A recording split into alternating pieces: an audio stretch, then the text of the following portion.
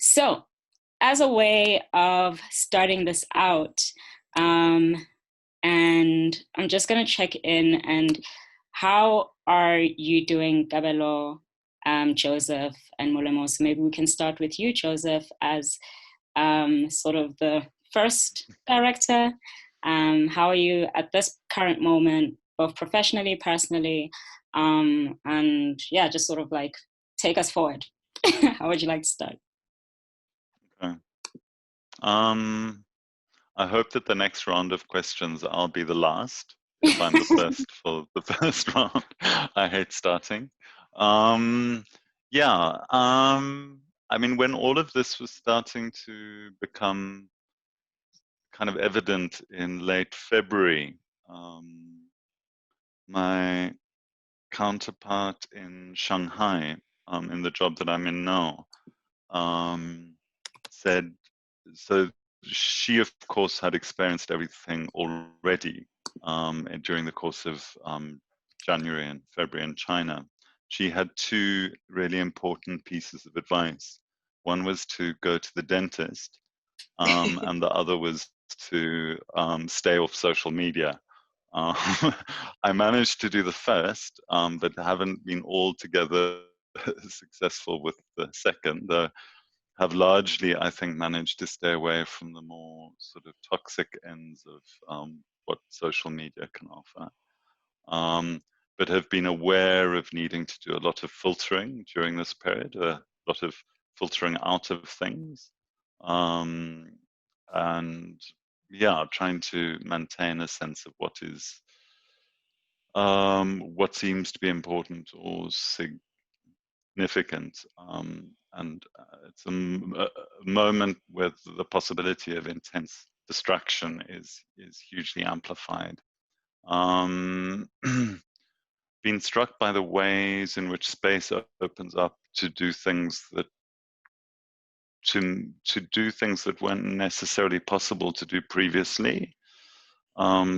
Thinking about conversations with people, conversations within the organization that I work in, the possibility to move quite fast and affect things that at an earlier point might have taken 3 or 5 or 6 months suddenly become possible within a few days. So that's been, I think, quite a kind of interesting special aspect of the moment. Within the general kind of disorientation, I think it is that there's obviously a kind of huge amplifying and clarifying of a whole set of underlying problems and issues, generally, globally, nationally, locally, sort of down at kind of every layer.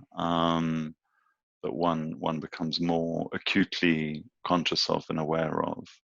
I think, and within that, I mean, important things that I've been very acutely aware of and grateful to have a job that is more or less pandemic proof, at least for the moment, touch wood, and a garden, which has been great. And also at the same time, being mindful of the fact that probably the most significant thinking and practice at this moment is going to come from those in a more precarious and urgent position than myself. So I've also found myself being in more of a listening mode, which is the mode that I'll now shift to as I throw the ball to Molemo. Thanks, Joseph. Maybe just to start off to say thank you, Rufilo, for bringing us together. I don't think we've ever had the opportunity to have this kind of conversation. So yeah, I think sometimes times like this just enable things that maybe don't immediately occur to us in normal times. How am I doing? I'm doing okay. I think in the early period, sort of late February, early March, I was in a bit of a panic, and a kind of general sense of anxiety, which was as much about not being able to do anything about what was happening, as it was about not really knowing what was happening. And I think things have become a little bit, we've gotten into a bit of a groove of not doing anything now, and kind of letting things play out, and maybe also just sort of trusting the process a little bit. I mean, I'm a freelancer now. A lot of my work for sort of May, June has been cancelled because of COVID-19. So there is, of course, this kind of lack of clarity about the rest of this year, sort of watching announcements, watching the state of change from level 4 to 3 to 2 to 1, and what impact that might have on me, but also in terms of sort of international connections and how other countries are changing. So at the moment, I think things feel okay, but there is definitely a sense of not really knowing what comes next. And kind of what is the stage at which we should panic. And that's just at a kind of more sort of career level, but it's also perhaps at a health level, and being very aware, like I think many of us are, of ourselves or our family members who might be at significant risk, and the fact that things are probably going to change quite a lot now with the loosening of the lockdown. So yeah, I think in a general space of contemplation, but also I think a lot of possibility, and really thinking about what this time potentially offers us for new ways of thinking when we are finally allowed out. Yeah, throwing over the ball to Gabelo. Thanks, Rufile, and everybody who came to listen to us.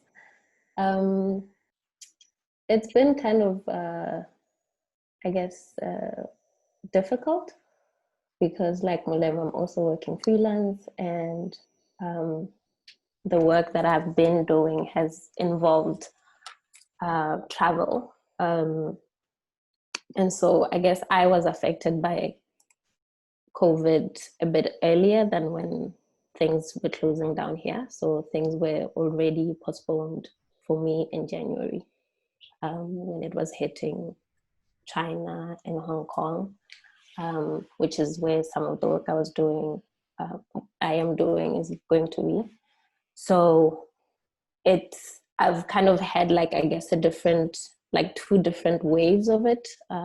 One, like at a more personal level, which is when the lockdown happened at home. And in terms of professionally, it was earlier when different borders were being closed. And I guess it's also been initially when most countries were not sure of their response to it. It was a postponement and a kind of like requirement to juggle things. So things were shifting from think about ways where you can have the thing that you want, but with less people. So say before it was like an official postponement, one had to kind of like rethink their projects to kind of like try and fit what was happening. And so when it was finally locked down here, I was exhausted, because already it was like I had to like rethink a few things. And when everybody went online, I mean, honestly, I haven't really engaged in many things that have been online because I was just tired. So yeah, but in a sense, I think I guess it's not interesting in the sense of what creatives are doing during this time, but rather to think about our work and how it fits in with the rest of the world and within all the industries. So not to think of ourselves. I think we've been quite working in a very silo and way where we haven't thought about, well, I hadn't at least thought about international travel and what that could do to my work. You know, it was something that was there, but I never actually like really thought about those kind of questions. So yeah. Yeah, I mean, so you've all sort of mentioned part of these kind of challenges and this moment sort of illuminating a lot of what those challenges are and look like, and sort of like really expanding them. And a lot of the work that you've done as previous directors of VANSA was really trying to think about the long term, or at least the way I'm seeing it now in my position, being able to sort of look back on the work that has been done, is really like this point of thinking about, well, actually, how do we cushion ourselves, right? Like, how do we ensure that even in whatever precarity that exists, there's still some ways and of support. And that support can look like the different sectors, and linking up with different sectors, as Kabelo sort of alluded to. So maybe you can sort of touch a little bit on that. And Joseph, I will ask you, because I do want to do a sort of like chronological like review in a sense, right? Because I think a lot of the work that you did with like artist resale rights, we're starting to see the implementation of what that could look like right now. And that was years ago. So I think that it's also important to understand how that sort of policy trajectory works. So maybe you could start us off. Okay. I think from the time that I was director, I think one of the and when I was involved in the early stages, along with a range of other people, including, I see Zaid is here, Kwesi is here as well, and I think that one of the moments at which the agenda VANSA kind of started to, for me at least, crystallize and clarify was really around this very, very simple thing of sharing information, of sharing knowledge, and making it accessible, making it relatively accessible to people, notwithstanding the larger issues around the digital divide and so on. So I think one of the first, or one of the ways in which the organization, I think, started to really build a kind of base for itself was around this quite simple thing of sharing information and knowledge about opportunities, things going on in the field, and so on. So that was one of the first clear agendas that I think was important to crystallize and animate. The second one, which has been something close to my heart and long-standing interests, is kind of research, pointing in different directions, among them towards policy, but research that would provide a kind of evidence able to argue and take positions and advance the interests of the field more broadly. So something that struck me generally when I was working in sort of broadly in the cultural field in the early 2000s was to approach the state with one of two postures. The one posture was the posture of complaint and demand. And the other, well, the one posture was the posture of complaint, and the other posture was the posture of demand. And I think that the way in which we sought to build a kind of knowledge base and a research base within the organization helped to position VANSA as a kind of relatively I think a kind of informed potential partner that was able to speak a language where we were able to engage the state in a kind of more or less productive or constructive way, while at the same time maintaining an independence and an autonomy and a critical distance. And for me, it was quite important, and on the other hand, kind of in this mode of complaining. The third thing that for me was important during that period was to use that base established with those first in which we could start to support alternative ways of working and thinking and practicing the contemporary visual arts that would move outside of, away or beyond, outside of the traditional artist gallery model on the one hand, and the culture and development model on the other. And where one sought to gather resources together that could support new ways of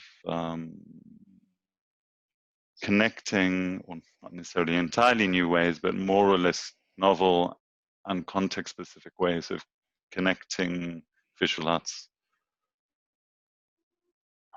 practice to the wider society. So for me, a project like the project that we did in Small Towns was a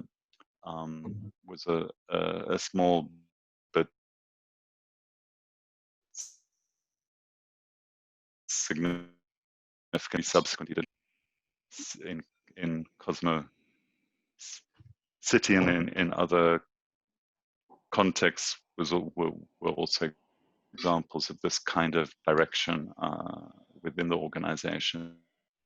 And the final thing was really a kind of agenda around reconnecting the field within the country to the wider field on the continent. So in the wake of a long history of disconnection of the South African visual arts field from the field in the region and the rest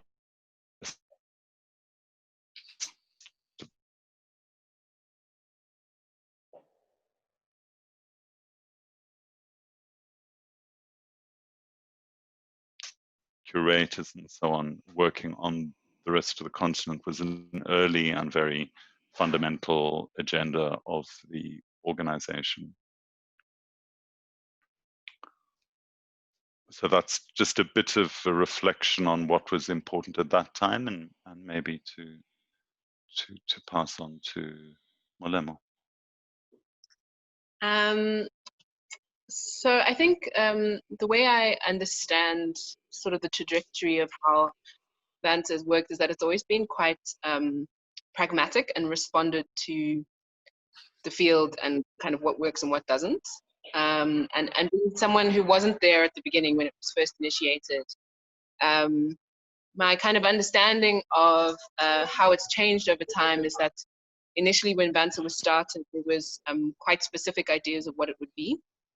And the sense I gather is that the idea would be of quite a sort of broad scale national organization with kind of provincial representation and sort of large network of sort of tiered representation of the visual arts. And that role that would be played would be almost union-like in a way, sort of adopting some sort of union style structures, but also doing things like providing health insurance perhaps, or other kinds of insurance, kind of potentially being a coordinating point that might be able to pool resources in ways that would enable artists to access certain kinds of social services.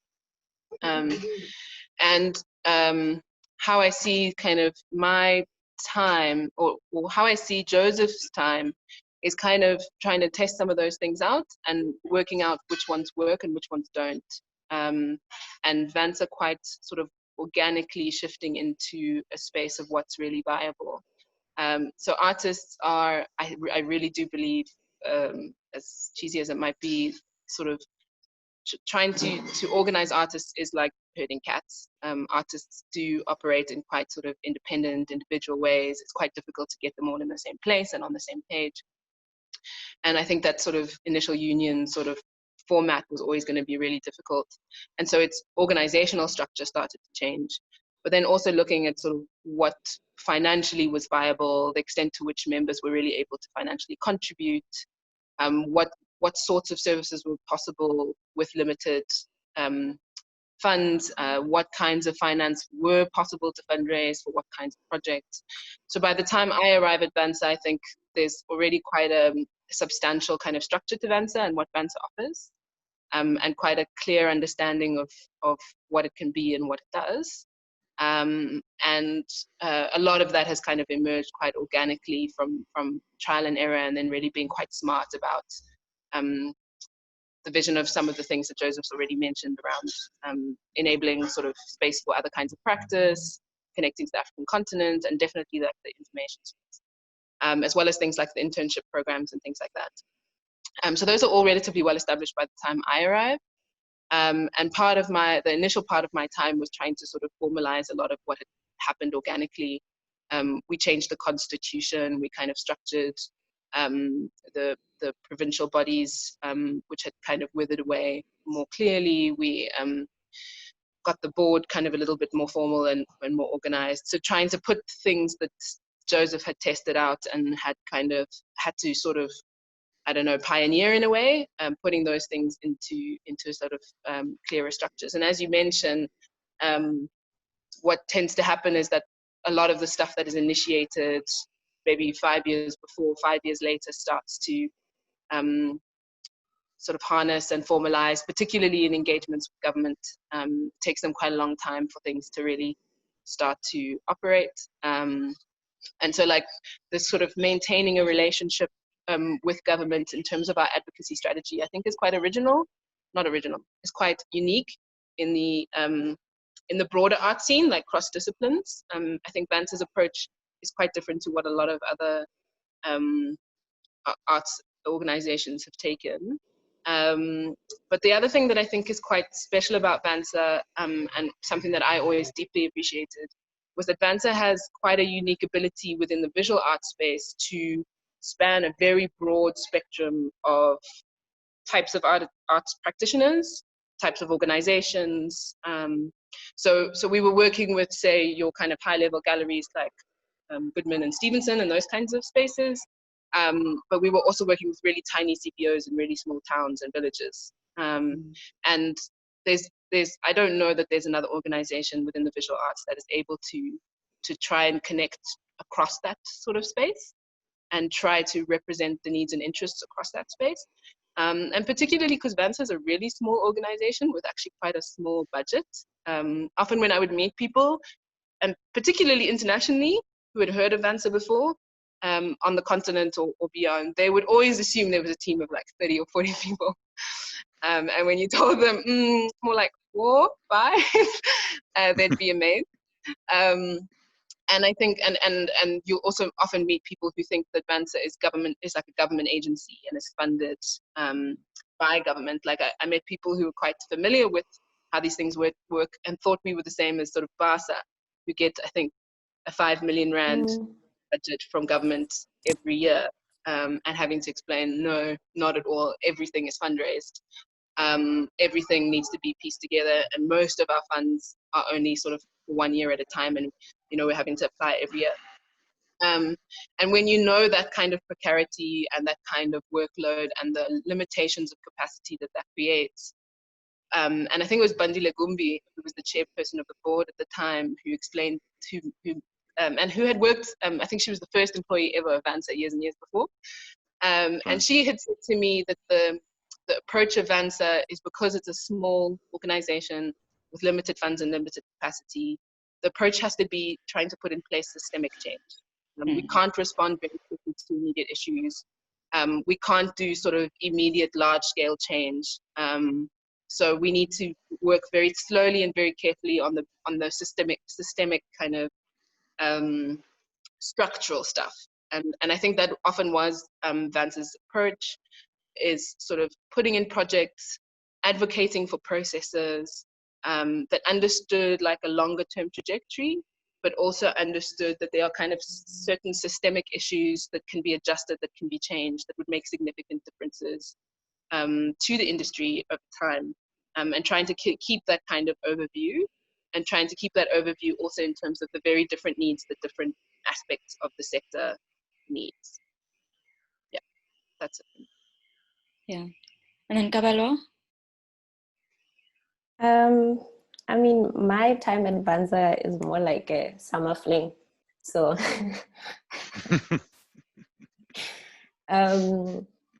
but I think what struck me about VANSA was that the work that was put in was not visible unless you were working in it. So I found that very kind of like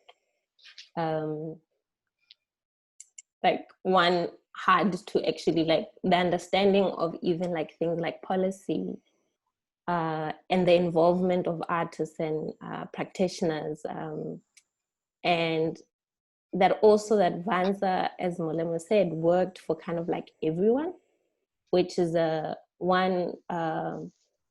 huge responsibility to kind of like speak for the artists working, the old artists working in a village, to I don't know, a gallery, or and essentially as an organization that worked in this way, it also has great potential to kind of, it's not working for everyone at the same time, but what it does is actually a kind of cascading, it cascades, there are ripple effects. So if one person that VANSA is responding to at that particular moment, that has an effect on the other person that might not be directly kind of affected by whatever project.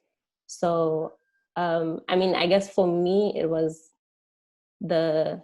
like an opportunity to see what VANSA was doing and what the industry needs. It definitely needs, well, more people working at VANSA, more money, and because I think it's a very important institution because it responds to things that when you are practicing, you don't have time to think about, or you can't do them on your own. Mm. And I'm just thinking now that what was difficult also was that because the audience is very broad, the question of what kind of like pace and language was something that struck me, was like it's very difficult to kind of like have a consistent language, and I was also aware that like as an institution that is operating from Joburg, we have a particular way of speaking, of understanding art that somehow not necessarily gets lost in translation, but it's hard to kind of like be able to do a similar kind of way of speaking throughout. Mm. And which is it's a difficult thing, but also an important thing, because it means that VANSA is aware of all of these dynamics. That the old people who are working in art in Newcastle versus, I don't know, a young person working in Joburg have similar needs, albeit using a different language to articulate those. So, yeah. So I think that sort of like brings us to this moment, right? Where VANSA is in this position of sort of thinking long term, but caught up in the reality of this very urgent moment. And I think that COVID has really shown us how urgent things like food, things like just basic resources, beyond getting to a point of like, how do I actually exhibit my work? What does exhibition making look like in this moment, etc. And across the different levels as we open up. So Molemo, because you had touched on it around sort of like Bandile's response to you in terms of VANSA's positioning, maybe you could speak a little bit to this, because I think it is a challenge. How do we deal with the urgency and immediacy of this moment, but also have a very sort of reflexive and forward-looking approach? And holding all of these different stakeholders, right? Like the artists in Newcastle, the ones in Joburg. Yeah. Yeah. I'll start off by saying I do not envy you, Philo. I don't think any of us do, because it is definitely a moment that I think calls on VANSA in ways that maybe historically haven't been quite as stark. I think Gabriela's point about how much of the work VANSA does is invisible is a very good point.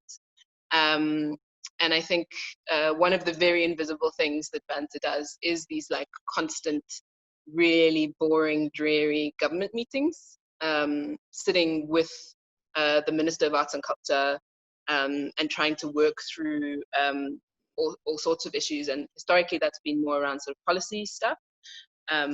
But right now, I believe is also about the sort of ministerial response to COVID-19. And I think that another big thing that people don't really have a good sense of VANSA doing is VANSA working across these various disciplines. So working with organizations in film, working with organizations in theater, working with organizations in various different disciplines, and the extent to which that enables a kind of cross-sector voice and trying to create stronger sort of cross-sector positions. And I mean, I think that the challenge of COVID-19, which I think Joseph pointed to, is that it really speaks to absolute like structural inequalities and limitations that an organization of 4 people can't fix, right?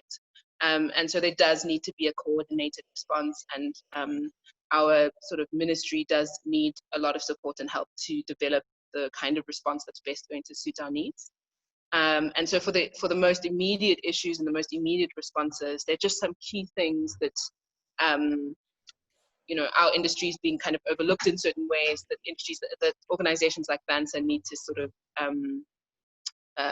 impact. So for example, the idea that in principle we only open up at level 1, which is when October maybe, is impossible, right? And part of the reason they're thinking of only opening us up at level 1 is because they think of us as like concerts and theater performances and cinemas, which have like lots and lots of people in them. They don't think of artists in studios, which is actually just one person who doesn't necessarily increase the chance of infection.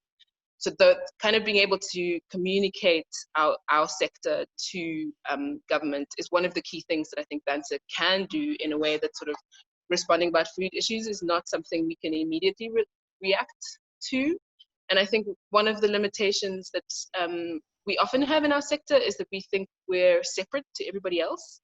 So another role that VANSA plays is ensuring that we become part of some of the broader conversations. So there's a big conversation happening at the moment about freelancers and sole proprietors. And the conversation is thinking much more about sole proprietors who are people like plumbers, who may not have businesses that can apply for UIF, but they're not necessarily thinking of artists. But actually artists and plumbers are quite similar when it comes to COVID-19 support. And organizations like VANSA need to be able to voice that and clarify that and ensure that we're included in some of those kinds of dynamics and those kinds of issues.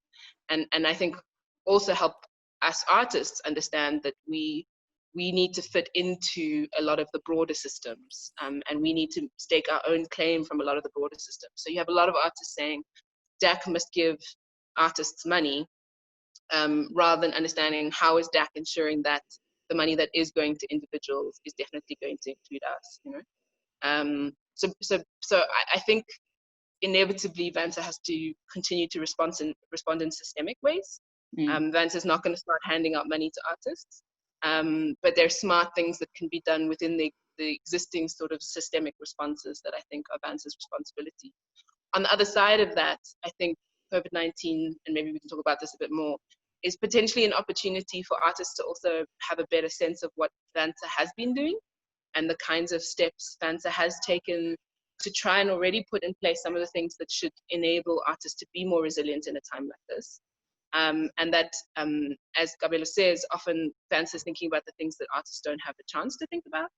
And now that artists are forced to think about this, is there a way that we can get more of a groundswell behind VANSA and more of the sector supporting and getting involved with VANSA to ensure that these kinds of systemic responses towards resilience are ramped up in this time, but also after this time. So I wonder if Joseph, you can also respond to sort of like this current moment, the challenges and opportunities, but also contextualize it within the form of like, well, how do we do that work, right? Like, how do we get together, do that kind of educational work that needs to happen on a governmental level and at the different levels of government as well, right? Around understanding what the arts actually is, but also with artists and being like, well, actually, to Molemo's point, like, how are you going to get UIF? Like, how are you at a plumber actually like similar, right? And then also broadly community and public, and really building up audiences and what audiences look like in this moment and also going forward. Yeah, those are already they're kind of big questions. A couple of small thoughts in response to the big questions. The one I think is around, I mean, I think this kind of moment where you have, I mean, there's this saying, I think just the former mayor of Chicago, Rahm Emanuel, made it famous: never let a serious crisis go to waste. And so there's a question about where there could be in this moment opportunities for what are perhaps long overdue, for want of a better word, systemic changes that would need to happen. So one of the ones that in a separate conversation we've also been speaking about is really this need to move the center of gravity of where the state engages with the arts from a national level to a local level. So to see how does one build a kind of compact between, and if there's ever a moment where it becomes clear why governments are important, it's these moments. So the whole notion that some people have that government is irrelevant, that it's actually the problem, not the solution, I think these moments really make clear exactly how wrong-headed and kind of indulgent that kind of thinking is. So, but the question is, what kind of government do we want and how do we want it to work? So for me, like one of the interesting possibilities to really try and push and explore in this moment where the state has to respond quite fast and quite precisely, or one would hope it would be responding quite fast and quite precisely, to see if there are instruments and measures that can be put in place now in response to this particular crisis that then have the possibility to have a life beyond it as well. So to seed things now that can actually have a kind of medium and long-term benefit. So how does one devolve? At the moment, we have this completely inverted pyramid of where funding and resources currently sit, which is overwhelmingly at a national level, in the public sector rather than the private sector. Contrary to popular belief, the vast majority of the available grant funding and available resources are in fact in the public sector, and the majority of that money, I can't remember the exact figures, but you're looking at least like 70% of it is located at the national level. So there's a question about how do you do, particularly in a situation like this, how do you get money down to individual artists? That's what this moment really, it's a kind of very stark, very simple question that the moment asks of the state. So I think coming up with, not with perfect answer or perfect solutions or instruments that respond to that particular need, that seems to me an area where an organization like VANSA could play a really useful and important role, and a role that then actually could have a very significant yield and benefit beyond the crisis that we're in currently. I think your just also from our other conversations, it's very clear that VANSA is not trying to position itself as a conduit for large quantities of money through the state, and I think that's a very good position to take, and I think it could be deathly to the organization if it were to become that kind of conduit. But it's seeing how does one use the existing and underutilized instruments of the state, like the National Arts Council, like the National Film and Video Foundation, like the National Heritage Council, make them work much, much harder, resource them properly, see how they can adapt and change their ways of working in ways that can rapidly get money that is related on the one hand to the relief compensation agenda down to individuals and organizations, and on the other hand be able to advance a medium and longer term agenda around resilience, organizational and individual resilience and sustainability. So looking sort of towards then the medium and long term, Gabelo, I'm going to look to you, and because you mentioned languaging, right? And I'm wondering about what is the language that we're going to have to develop, right? What are these new ways of being, and what are the muscles that we're going to need to work and invigorate in order to not only get past this moment, but to really thrive in whatever that next space looks like? I mean, thriving is nice. It was supposed to be this year. It was supposed to be the year of 2020. 2020. I know, such a joke, no?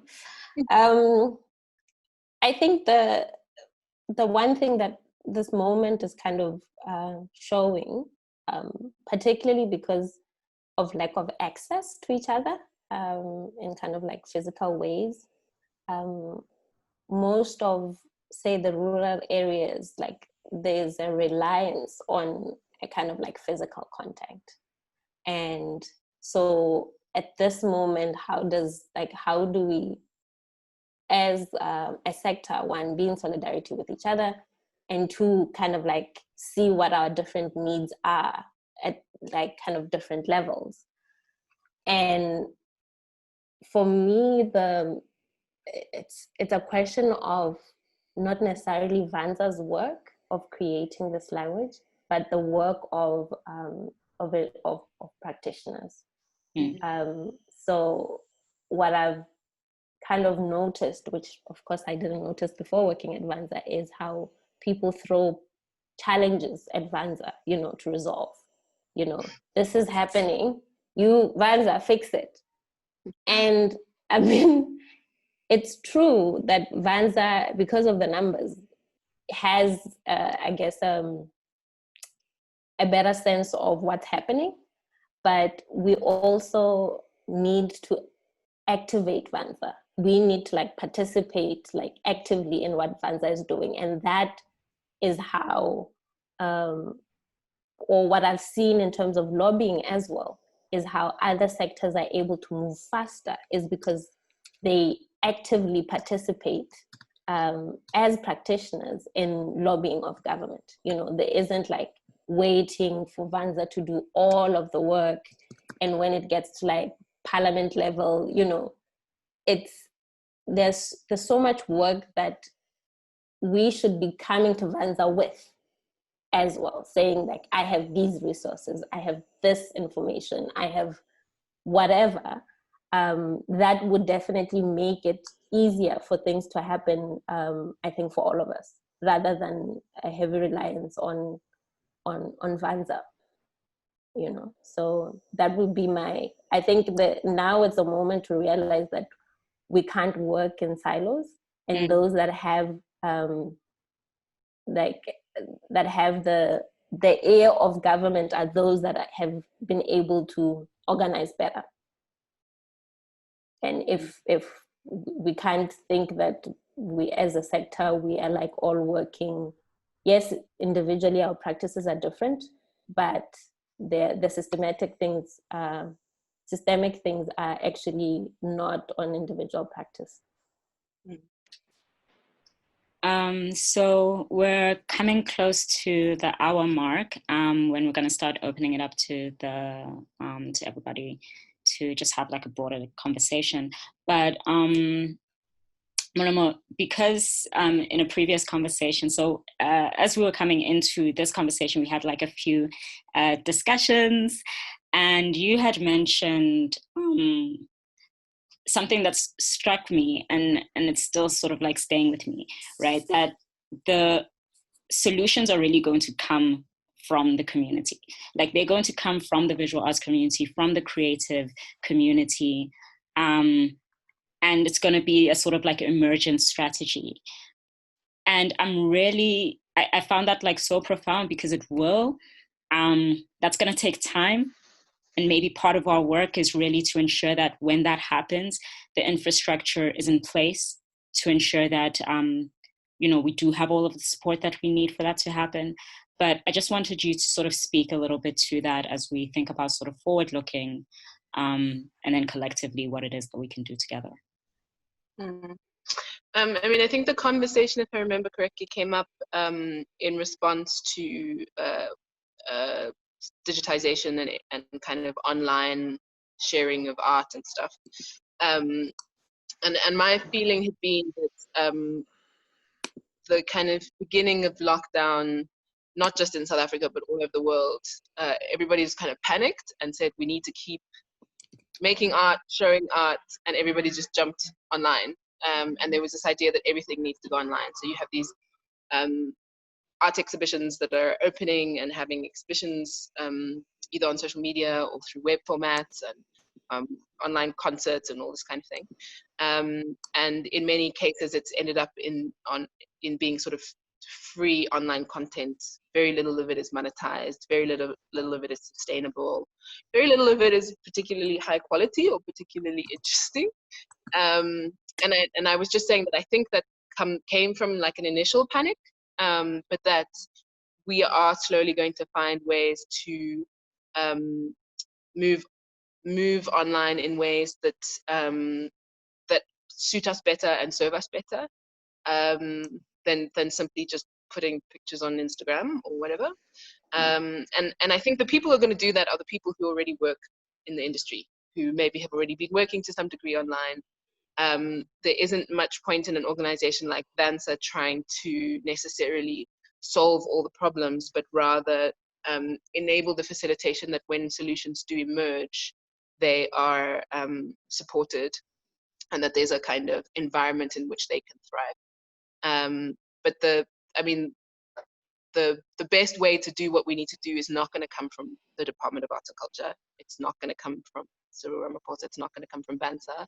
Not that that's an order, but it's going to come from artists themselves, who are the ones with the imagination, the practice, the experience, and the experimentation to find the answers. And the question is whether we've enabled a space where that can happen, and how to do that best. I think that's really the $1 million question. Thank you. So, I mean, in that respect, then, going to open it up.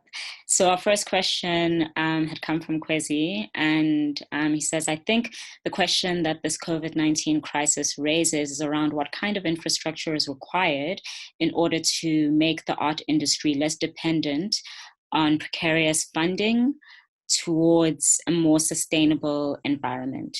Being able to answer this question now will become even more important going forward. So I don't know if any of you have any sort of comments towards that or response. Yeah, I do maybe.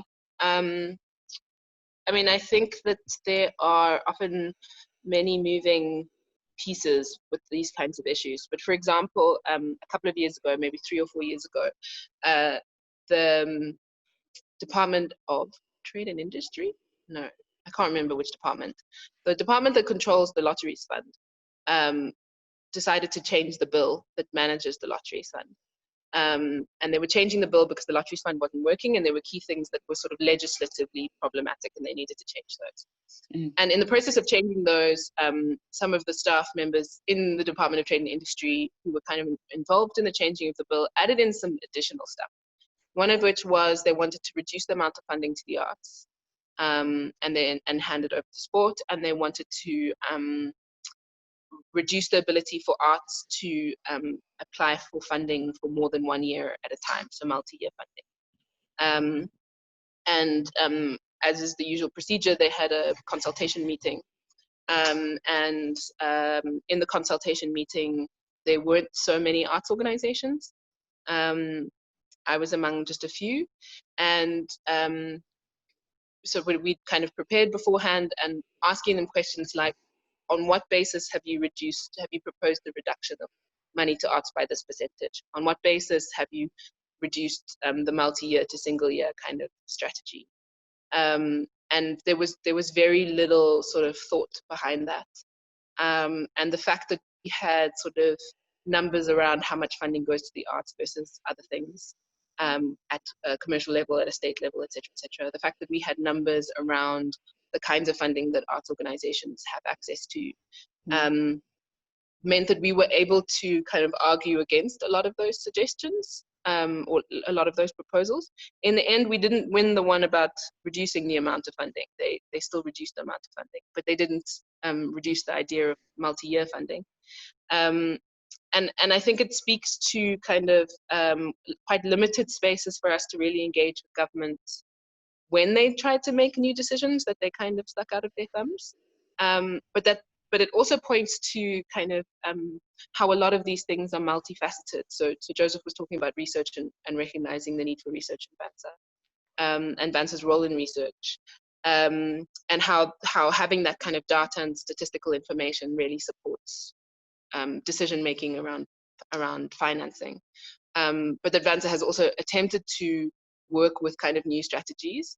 And a number of people are talking about needing to rethink how funding, Joseph's spoken about the sort of national funding to slightly more localized, but there's also issues around what is the role of the National Department of Arts and Culture in giving funding like MGE when they already have something like the National Arts Council? Why are they doubling efforts and therefore doubling the resources it requires to get that money out? So I agree with Kwesi that there's a lot of potential to try and make changes during this COVID time that are not just about responding to COVID, but that can have longer term implications, that we fix stuff that we've always known was a bit broken. Can I also respond to that, or Kabelo? I just wanted to also add actually to the question, not necessarily respond, but rather that the way we've spoken around art is kind of like on numbers in terms of like an impact level type number, and that this moment has actually removed those numbers. So one doesn't have to respond to how many people came, which validates the importance of the project, which is what blockbuster kind of shows and things are kind of like validated around those numbers. So I think that proposes like a different way of thinking around numbers, even when we're speaking to others. So we can now, I think, dictate what impact looks like, because it's no longer around how many people could come or saw a thing in real life. And the other one is, I think in general around artists, is that there is often a heavy reliance on the 1% being able to buy art. And I think what we've kind of seen right now is that the 1% is hiding. They're not buying art, because in any case, when they did go to those art fairs or blockbusters and all of these things, it was more a social movement than it was like an ability to, or actually just seeing exhibitions. Yeah. Over to you, Joseph. just, I think, to respond in a slightly oblique and hopefully not too abstracted way, and also to again to echo the thing about one of the moves is I think about how does one move resource to a much more local level? How does one devolve resources of different kinds to very micro local ecologies within the arts? Because that is really like the fundamental ground that needs to, in which you build, I think, anything like sustainability and resilience. The, the two other thoughts are, I think one of the things that I would really welcome, that I think would be great if it came out of this moment, is for us to finally get rid of a certain kind of language, which is the language of sort of creative industries and creative economy. And if there was ever a moment that kind of showed the absurdity of validating our field through that particular language and discourse, it is the moment that we're in now. This is not to say that there should not be business and financial transactions and so on, but if the way in which that the kind of currency of industry and a kind of transactional view of the field, how much wealth is it generating? That seems to me is a kind of conceptually very impoverished way of thinking about how we build a cultural field, that we only invest in things that deliver some kind of economic return, that sustainability is measured in terms of the financial viability of things. And a moment like this really shows the extent to which that is a kind of cul-de-sac in terms of building an institutional fabric around the field and building a field which has a kind of strength and resilience. The second question which is linked to it, is also somehow a revisiting, and this is very much, I think, internal to what we talk about of the arts and of culture and how we understand these things. But when we talk about what it is that we're supporting or trying to sustain, what are we actually talking about? Whose culture are we talking about? What kind of art and culture are we talking about? And I mean, I now work for the Swiss Arts Council. If one looks at the contemporary visual arts field, Switzerland is, as I often note, is the kind of heart of darkness of the contemporary visual arts field. You have a structure like Art Basel, which is at the center of a certain kind of economic modeling of the field. But I mean, if you visit Art Basel as a human being, you kind of feel that you've wandered into a pretty ghastly dystopian view of what art means and how it connects into the lived experience of people. And I think there are a lot of assumptions underpinning the institutions that we have, the museums, the art schools, and so on, about actually what it is that we're making, who we're making it for, in which context. And it's, I think, as we know, it's often a very excluding and very bubble-like construct, and we need to somehow, I think, move to something that is more porous and is more connected into the sort of lived experience of people. Yeah. So, notando, Kiza has a few questions, which I'll sort of put together.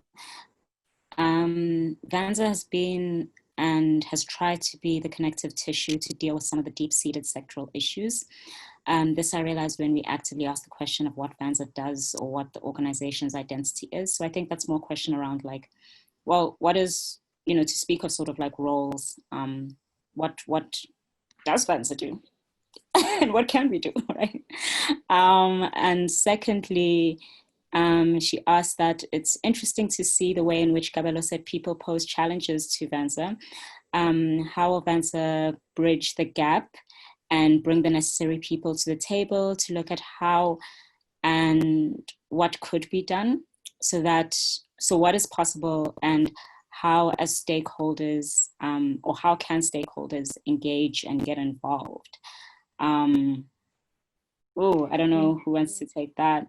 I think that's also a question to the audience. Like, how do you all want to get involved in VANSA? Showing up here is one element, which is beautiful and incredible. Thank you very much. And I think there's more that can still be done collectively. But Kabelo, Joseph, Mulemo, you've also dealt with some of these challenges. Maybe you can speak a little bit to that. I can go ahead. I think that part of the challenge of people getting involved with VANSA is not being fully clear what it does other than send a newsletter with opportunities. And it's interesting because actually in that newsletter, the newsletter starts off with everything VANSA's up to. There's like a VANSA section, and then there's the opportunities. And I know before I worked at VANSA, I skipped that section and I just went straight to the opportunities, and like 90% of people do the same thing. Like we've tried a range of kind of communicative strategies, and the information is definitely there if you want it. But I think it's the kind of thing that might feel sort of intimidating to engage with. So VANSA's put out an annual report for I think the last 5 years or something, which is quite a detailed sort of description of the work it does and its approach, and like the various projects, but also advocacy programs, the results of those advocacy programs. And a few years ago, there was a report on the 5-year strategic plan within the annual report, which said, this is what 5 years ago, this is what we wanted to do. And 5 years later, this is kind of what we've achieved. And so that information is out there. I think there could be better ways of communicating. Philo, I know you're working on sort of ways of using other forms of technologies to get information out further than what, say, Facebook and a website can. But I think there's also some stuff around sort of policy. We did have a few sort of open sessions around policy and ask for contributions around policy, but I think that it can be a little bit overwhelming or intimidating. I think there's also a question of to what degree artists really want to spend their time working on policy. So I think it's quite a specific thing that only some people would be interested in. But I think there is probably work to be done about making some of the work that VANSA does, which sounds maybe a little bit sort of specialist and intimidating, a little bit more accessible for those people who would want to get involved. And I think that part of the difficulty of being a really small organization is you don't always know who your members are. There are a couple of thousand, and particularly because VANSA is based in Joburg, it's very difficult to know people across the country. So VANSA does run a lot of programs, and there is quite a lot of coverage of other places in the country, but in terms of who these members are and what they might be able to offer, it's quite difficult to do when you just don't know who's out there. And there could potentially be ways to better get to know who different members are, I think. I think we could have done more of that when I was. So I think it just relates to Ijoma's question, which I'll just read out, and then maybe Joseph and Kabelo, you can respond. So she says, my question relates to some of what Kabelo is speaking about, or has spoken about. That is the investment in and ownership of VANSA by the sector. Has there been more engagement and support from the sector over the years between Mulemo's directorship and Kabelo's? And I think this is an aspect that has been lacking. That's what she says. So I think that's really broadly a question, and linked to also Notando's question, really like how do we communicate the work that we're doing at VANSA, but also how does the sector get involved with what's happening in VANSA beyond it being like also and taking into account the overwhelming nature of policy and these governmental conversations as well, right? I guess the kind of quick answer is there hasn't really been, at least when I was there, a whole lot more engagement.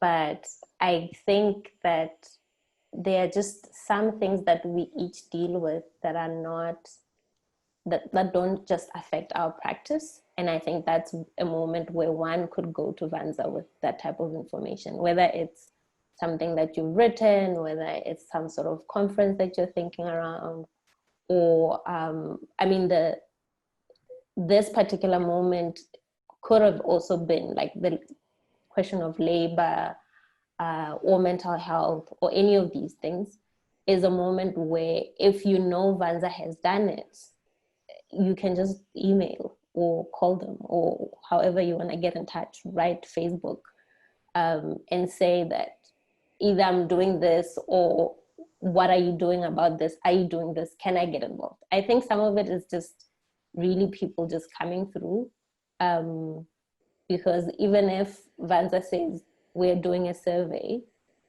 5 people respond. I mean,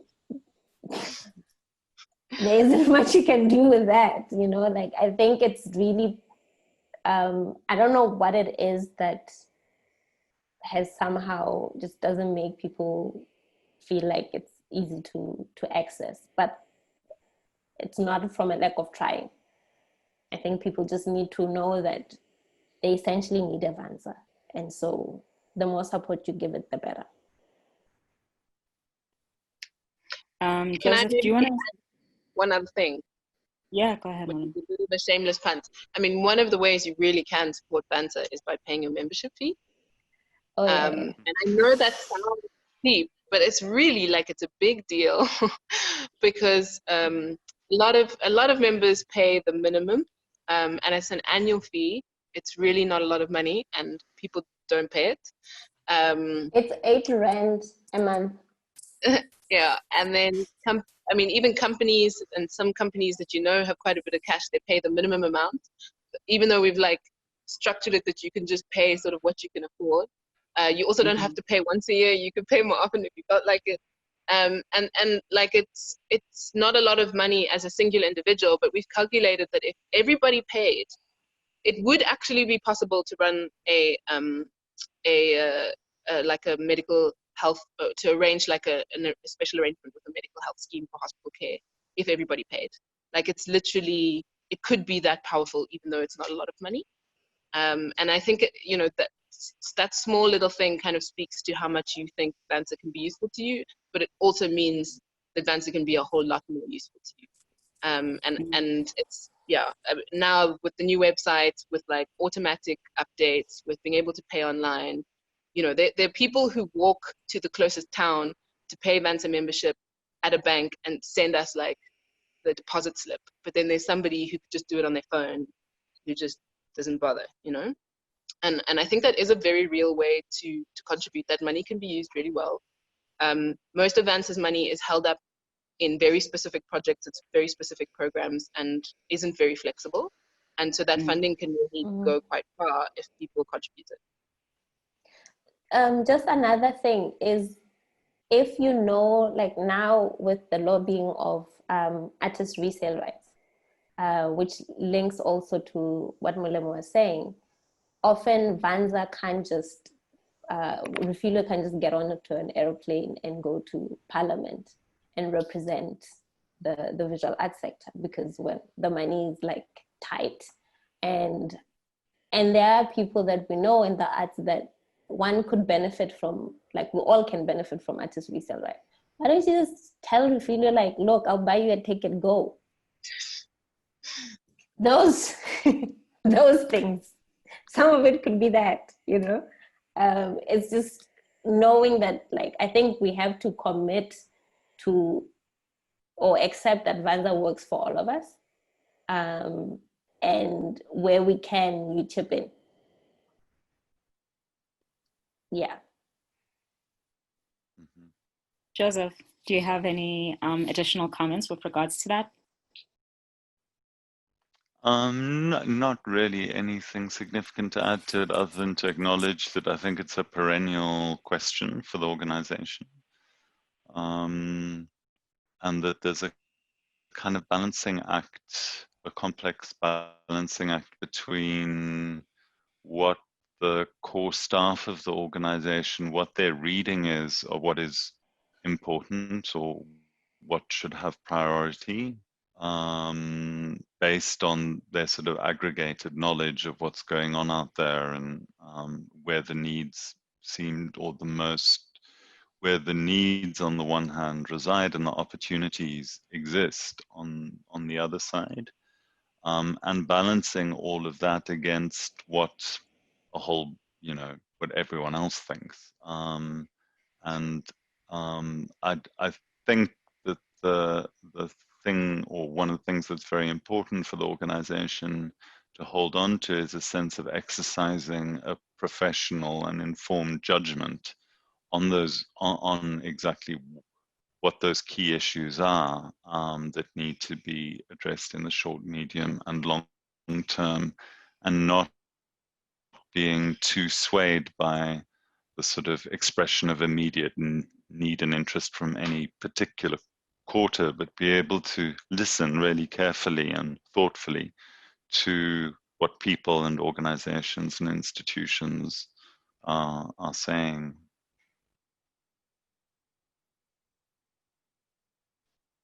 Yeah. So, I mean, I think at this point, it's kind of a good opportunity to share a little bit about what VANSA is kind of doing, has been doing, just particularly in sort of response to COVID-19, but also like long term. So at this moment, we did release a survey, and thank you to everybody here who did participate, and we'll probably do another one in about a month's time, because that was really at the beginning of lockdown and things have changed quite significantly for many people. We've also started this series of conversations, which we hope will build, and the next couple of ones will be really looking at institutions and how institutions survive, particularly sort of like smaller ones that maybe don't necessarily have any kind of government support. We're also looking at freelancers and artists across the board. And then we're looking towards having our final one be like almost like a town hall, and get everybody's voices in, because we really do want to hear from you. As has been mentioned, there's things like the AGM, and all of our emails are also on the website. So please reach out if you have ideas, if you have any thoughts or comments, if you want to just sort of like just say hi or keep up the good work. That is also really encouraging. So with 10 minutes left, I wonder if there's any additional thoughts that you guys have as sort of closing comments from yourself, Molemo, Joseph, and Kabelo. Oh wait, there's one last question from Tato. She says, perhaps there's a shift that needs to happen in the way that fans is perceived by artists specifically. My assumption is that many see it as simply a resource of opportunities. The network side of things seems to be less valued from what I can tell. So as a suggestion here, the way in which artists use what VANSA offers as a kind of service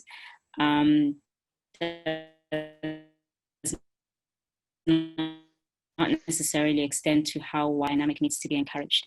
And Kwesi says, in response to Joseph, I think there are two approaches which are not mutually exclusive.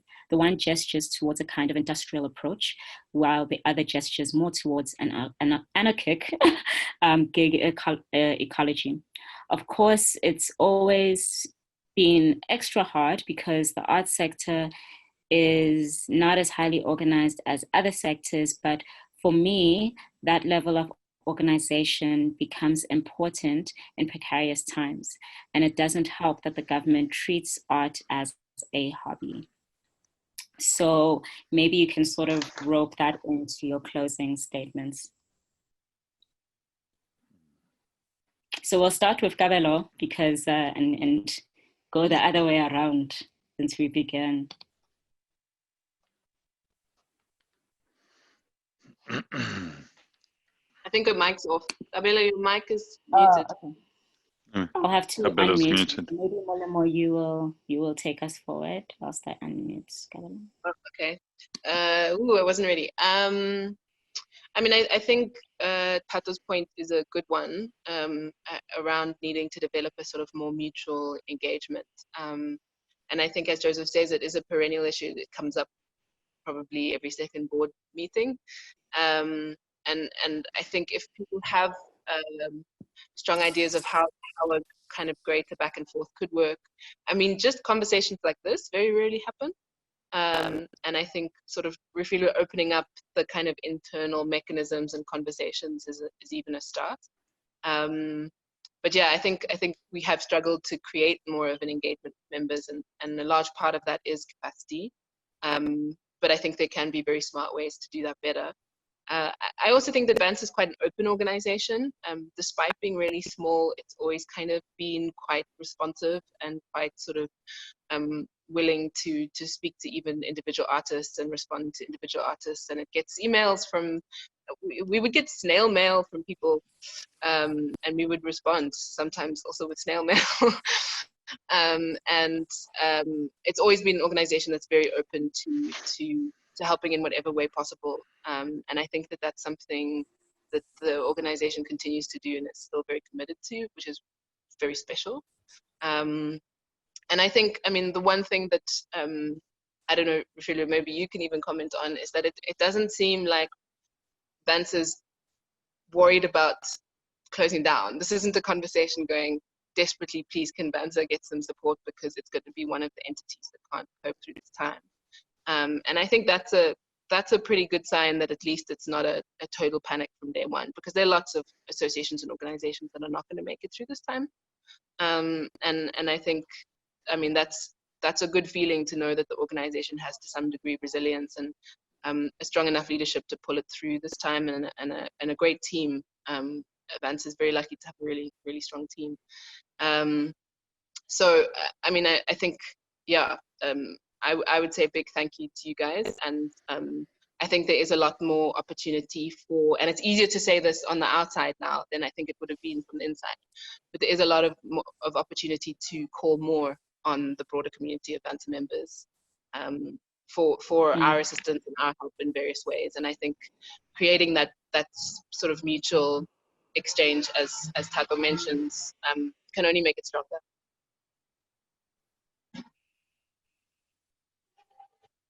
That's it from me.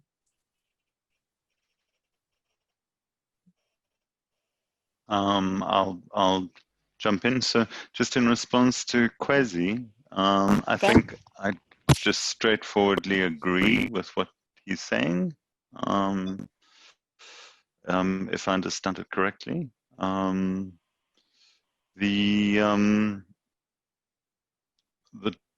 two sort of closing thoughts from my side would be, one is just, I suppose, reiterating something that I may already have said in different ways, but I think somehow for VANSA to use this moment where there is a kind of a certain amount of chaos and flux in the national conversation around the arts and what should be done and what different what the institutional framework is that supports the arts. And I mean, outside of this, one is aware that there's a lot of movement and a lot of chaos in the conversation at the moment. And I think for VANSA to enter that conversation as a kind of thoughtful voice of some kind of reason, and using this moment where things are quite up in the air, where it's clear that the traditional ways of working are not going to be adequate to the demands and challenges of this moment. So there's just reiterating the point that there's this opportunity to influence a kind of institutional thinking, which could have long-term implications, and that opportunity essentially give support to what I think Refilwe is already doing on that front. But not to underestimate the value and importance of what can sometimes feel like a very brain damaging endeavor in terms of the kinds of meetings and so on that one has to sit through in order to get there. The other thing is, I suppose, also one of my kind of hobby horses from my early times with VANSA, which is the sort of keeping animated and alive within the agenda of the organization, this continental agenda, and particularly in the context of a moment in which, well, on the one hand, a long moment in which we've seen a certain kind of toxic nationalism entering public discourse, political discourse, public life within the country, a kind of South Africa for South Africans kind of language and thinking. And then in the context of a moment in which these all of these national borders that are a kind of inheritance of a long hangover of a colonial period are for the moment reinforced and buttressed once again. And in what ways an organization like VANSA can respond to engage with that in asserting a completely different kind of logic for how the cultural field operates, and one that is not contingent on or respectful of these national borders. And to, I think, for me, this seems more important than ever, that the future of the cultural field in South Africa is intimately linked into the future of the cultural field in the region and the continent more broadly. And that this should definitely not be a moment in which we retreat into some notion of a domestic South African agenda and kind of looking after our own interests as though they are separate from the interests of people just down the road. And a very last thing from my side, which is for me just to reiterate how special it is to be in this company of these three, of the three of you, and to see how the organization has evolved and grown and strengthened under the leadership of each of you, from being quite a kind of shambolic and chaotic affair during my time, going in a multitude of directions all at once to something that feels more considered and shaped and precise.